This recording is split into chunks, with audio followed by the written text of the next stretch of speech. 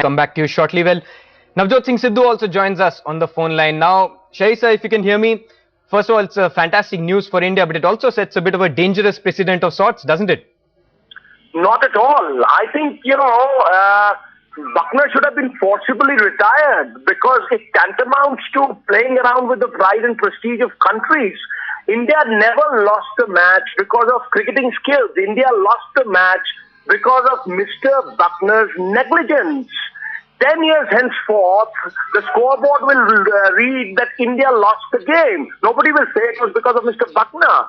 What you want is to win or lose a match because of cricketing skills. But when it happens because of an umpire's negligence, he needs to be held accountable. And this is what the ICC has done. This is the first moral victory for India as a whole. Not for the BCCI, not for the team, but for the country as a whole. And that's number one. Number two, if the Harbhajan Singh issue is put on a pending, list of the ICC, that tantamounts that his sentence has been, put on hold, suspended sentence. That tantamounts that because there is a procedure, there are other things also. So if both these issues are settled, then the game is bigger than any individual, any other issue. So India continues with the tour. So I think it's like, settling the whole issue with one single stroke that tantamounts to India's pride and prestige being restored. Sir, you just said that the game is above the individual. Just to take up on that, on a larger plane, 6 years ago in 2001, the ICC had stood firm on the Mike Dinesh issue and said that if the Indian and South African boards wanted to go ahead with the test match there, it had to be weak. Absolutely. They are weak because they are not on a solid ground.